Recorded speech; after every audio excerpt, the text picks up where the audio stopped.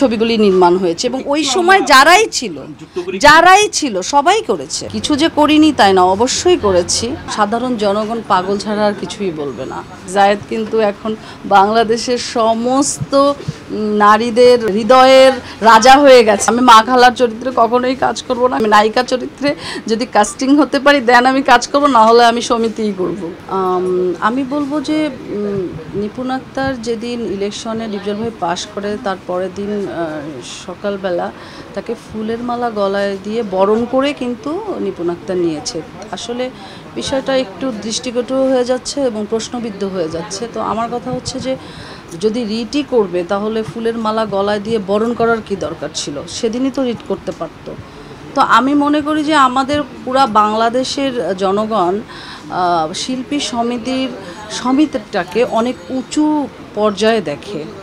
শিল্পীদের কিন্তু খুব আগ্রহ নিয়ে ওয়েট করে যে এই নির্বাচন ঘিরে তাদের মধ্যেই অনেক আনন্দ বিরাজ করে, যেটা আমরা প্রতিনিয়ত দেখি। তো এইভাবে যদি শুধু আদালত প্রাঙ্গণেই শিল্পীরা দৌড়াদৌড়ি ঝাপাঝাপি করে, রিট করে, তাহলে তো আমাদের কিছুদিন পরে সাধারণ জনগণ পাগল ছাড়া আর কিছুই বলবে না।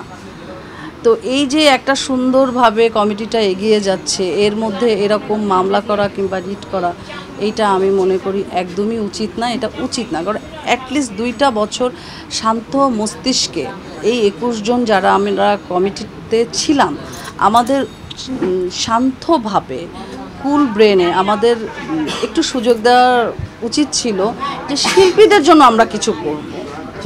আমি আসলে এটার ঘোর বিরোধিতা করছি। কেন বলবো যে তারা টাকা ছাড়া কিছু বলে না? আমি আজকে পলি সৃষ্টি তো আমি এই চলচ্চিত্র দিয়ে হয়েছি, আজকে ইলেকশনে পাশও করেছি আমি এই শিল্পীদের ভোটেই।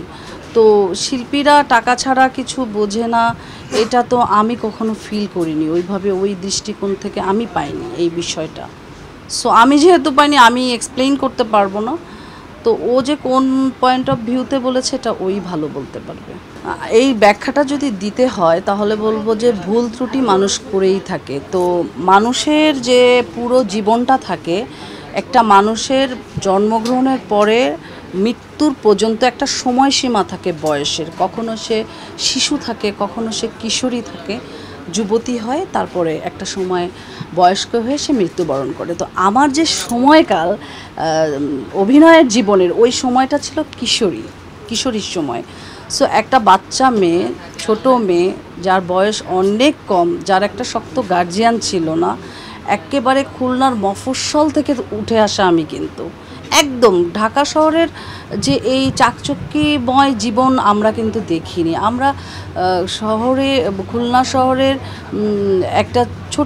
একটা শহরের ভিতর আমার জন্মগ্রহণ। সো ওইখান থেকে উঠে এসে আমি চিত্রনায়িকা পলি হয়েছি। আমার বয়স অনুযায়ী যদি কোনো দৃশ্যে আমি অভিনয় করেও থাকি, কিছু যে করিনি তাই না, অবশ্যই করেছি। ভুল ত্রুটি অবশ্যই হয়েছে, খুব বেশি কিছু করিনি হয়তো, বা কিছু মুদ্রা আমার প্রবলেম হয়েছে, সেটা আমার দোষ না, সেটা হয়তো বা যারা তখন কোরিওগ্রাফিতে ছিল তাদের জন্য। হ্যাঁ, আমি অবশ্যই তখন প্রতিবাদ করতে পারতাম, কিংবা আমি হয়তো বা বয়স যদি আমার বেশি থাকতো, আপনারা দেখবেন ছবিগুলিতে আমার কতটুকু বয়স ছিল। তো আর আমার যদি ভালো গার্জিয়ান থাকতো, অবশ্যই হয়তো বা ওই কিছু সংখ্যক সিকোয়েন্স কিংবা গানের দৃশ্য হতো না। সিকোয়েন্সও না, গানের দৃশ্য বলবো, তাও সব গান না, কিছু। তো এটা আসলে কি ওই সময়টার দোষ। আমি বলবো ওই সময়টাই ছবিগুলি নির্মাণ হয়েছে এবং ওই সময় যারাই ছিল সবাই করেছে। এখন হচ্ছে কি, ওই যে আমি তো চলে গেছিলাম পড়তে, মানে এইটার বিষয়ে কখনো আপনাদের বক্তব্য দিইনি। আমি 6-7 বছর কিন্তু আমি পপি হয়ে গেছিলাম। পপি যেমন আনসিন ছিল, এখন পপিকে আপনারা খুঁজে পাচ্ছে না। পলিকেও কিন্তু একসময় মানুষ হন্য হয়ে খুঁজেছে, কিন্তু পলিকে পায়নি, কারণ আমি খুব পার্সোনালি চেয়েছি যে আমি আমার পরিবারটাকে প্রপার সময় দিব। তখন আমি টোটালি আমার সিম চেঞ্জ করে ফেলেছিলাম, আমার কোনো ফেসবুক আইডি ছিল না, মানুষ কোথায় খুঁজবে আমাকে? সো ওরকম একটা ক্ষেত্রে আমার এই যে মন্তব্যগুলি করা হয়েছে, যা কিছু আমাকে নিয়ে আলোচনা হয়েছে, সেটার যে একটা সুন্দর জবাব দেওয়া, সেই জবাব দেওয়ার জায়গাটা আমি করে যাইনি। তো এখন আমি আস্তে আস্তে একটু জবাব দিচ্ছি। সো আপনারা নিশ্চয়ই এই বিষয়ে অবগত হবেন। কাটপিসের বিষয়টাই আমি জানতাম না, আমি অনেক পরে জেনেছি যে কাটপিস হতো। কাটপিসের ব্যাপারে মানে আমি জানিই না এই বিষয়টা। সো অনেক দিন পর জেনেছি। তো যদি কাটপিস যারা করেছে কিংবা কাটপিস ঢুকিয়েছে অনেক মুনাফা লাভের আশায়, এটা তো তারা ঠিক করেনি, এবং সেই সব প্রডিউসাররাও কিন্তু এখন নাই।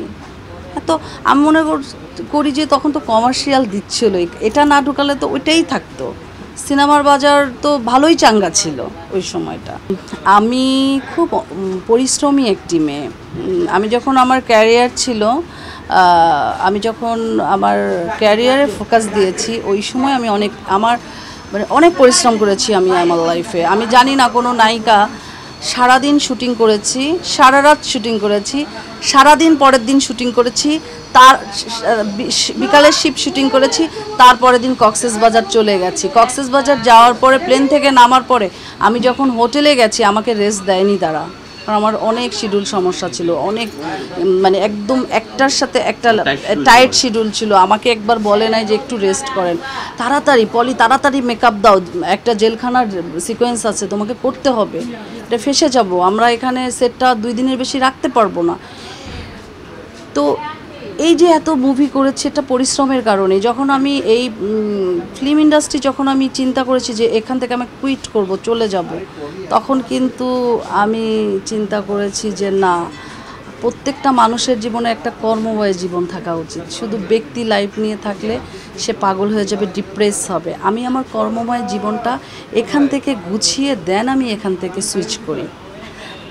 যখন একটি মানুষের কর্মময় জীবন থাকবে, ফ্যামিলি লাইফ থাকবে, অর্থ থাকবে, অর্থ আর্ন করার জায়গাটা থাকবে, তখন কিন্তু সে তার লাইফ লিডটা অনেক ভালো করতে পারবে। কোনো মনোমালিন্য নয়, আমি শুধু বলেছি ও কেমনভাবে শুয়ে আছে। ওই যে একটা পোস্টার আছে না মাটির মধ্যে শুয়ে থাকা,